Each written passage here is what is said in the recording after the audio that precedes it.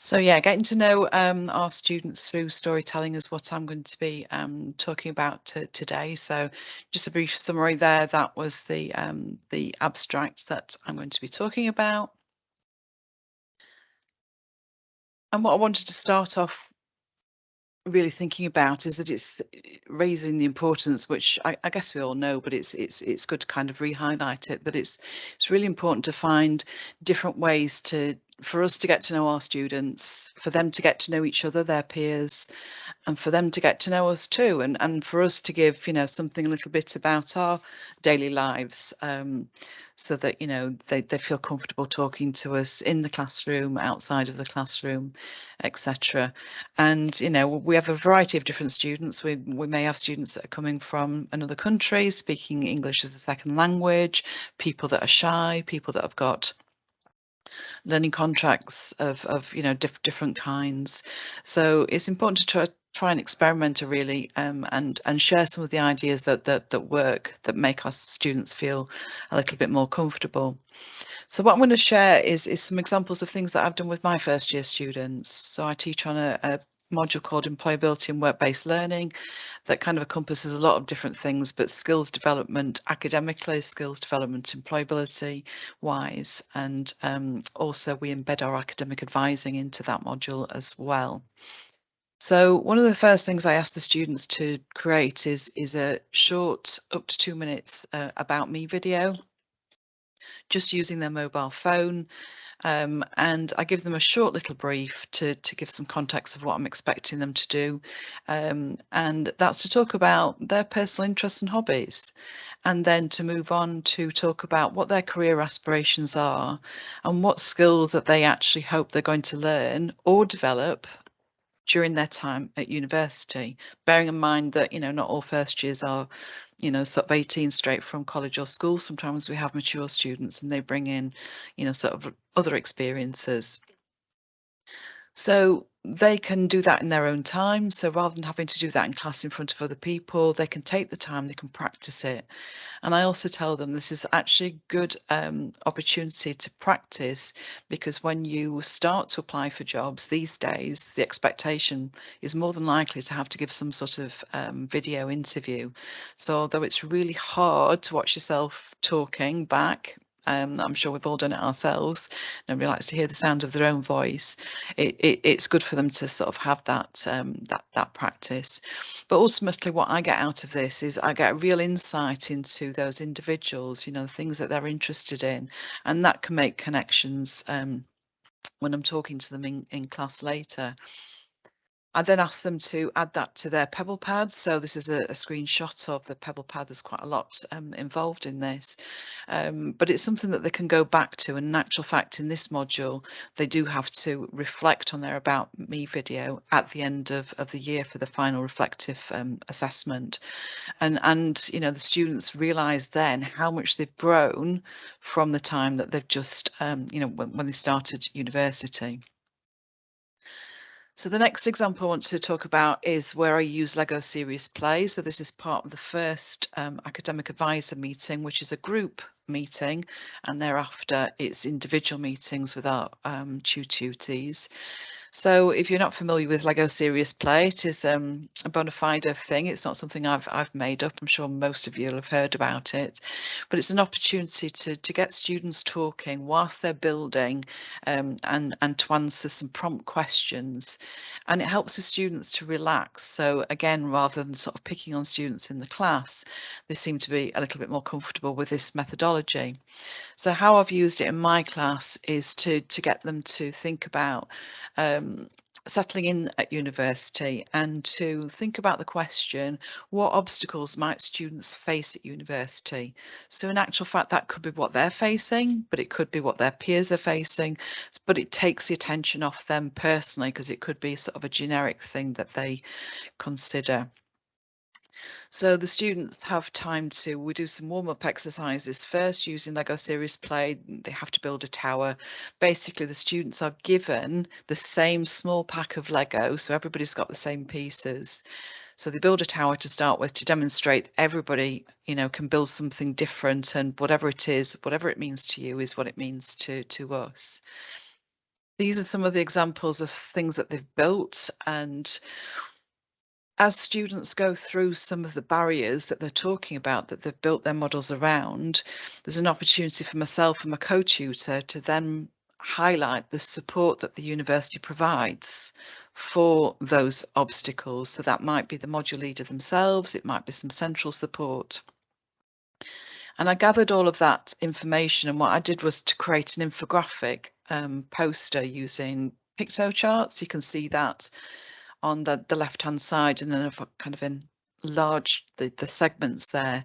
But the 9 key obstacles that really stood out was making friends, feeling homesick, eating, finance and budgeting, information overload, getting organised in their learning or preparing for assessment, working in groups, having a social life. Obviously, some have come away from their friends, they've moved away from home, and others juggling and managing outside commitments, which could be family commitments, caring commitments, working commitments, all those sorts of different things.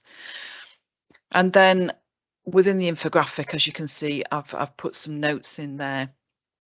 And then I embed this infographic, and you can see that the extra segments there that are enlarged, into the Blackboard website that we use in supporting student sections, so they can go back to that and look at those support mechanisms that are there for them. So going back to the Pebble pad, the students have a section for academic advising, and I ask them to sort of make notes. We obviously go through who their student support advisor, employability advisor, course leader, etc. are, so they put that in as well as their academic advisor name, so they can go back to it if they forget names, which a lot of people do sometimes. But also it gives them a chance to have a little section there to reflect on that particular meeting, and they can rate their progress. How do they feel that they're actually settling in at that time, which can raise confidence. And then we kind of build on that with getting the students to think about the skills that they have, the skills that they recognise are a little bit weaker, and that might be communication skills, they're worried about presentations, it could be writing skills.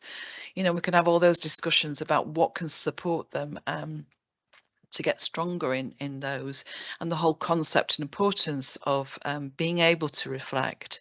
So they have to create a maximum of 10 posts throughout the year, so that they can think about action plans to help them develop those things, because if they are very shy, that's one of the barriers of actually engaging in class and the activities that students are expected to contribute to.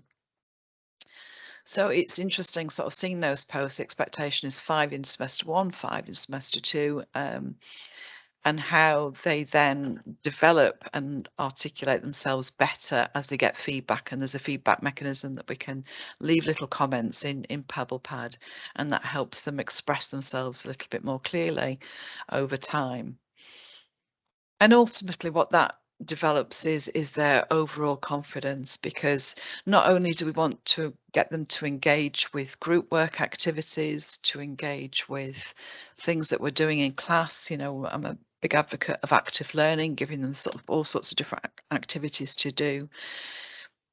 What's also used for the students, one of the things when they graduate is that they want to stand out from the crowd.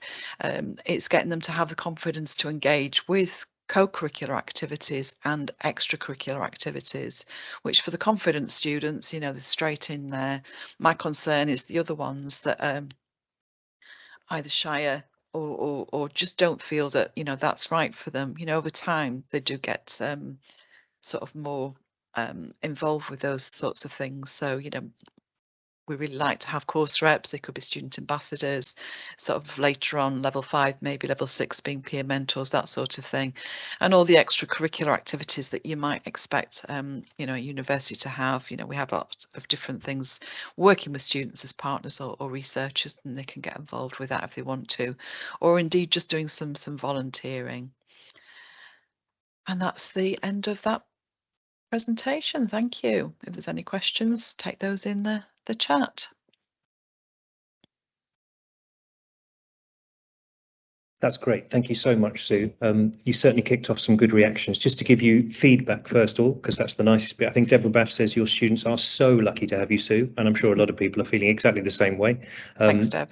Angela Warren sends you a nice picture of some more Lego and says, we love Lego at Bournemouth. And Priscilla Mataney says, in relation to Pebble Pad, just what a cool idea and how great that is. A few questions. Elaine asked, she was talking about the intro vids right at the beginning of your presentation. What do students do, or what do you do if their phone isn't working or they don't have one? Well, they don't need to use a phone. They can take a quiet room and do it in one of the spaces in the learning centre. You know, there's laptops there. They can borrow laptops.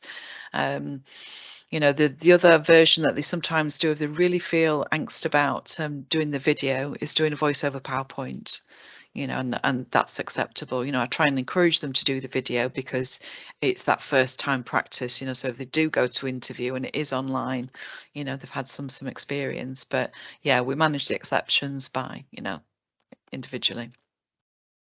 That makes sense. And Adisha asks, do you have any tips around diversity and inclusion, particularly thinking about people who don't have English as their first language? How do you encourage them or engage them, I suppose? Well, obviously through this process, it's a nice way for me to get to know them, and as being their academic advisor as well, you know, I'm going to have those one-to-one conversations with them. You know, I think it's keeping a check, dropping students an email, how are you getting on? You know, keeping on track really. You know, attendance is sometimes something that can trigger a warning. You know, if students aren't attending, you know, following that up to make sure that they're okay. Do they feel happy? Is there any support? You know, and I guess the degree of their competency with the English language, you know, signposting support for that is possibly something that could help them as well.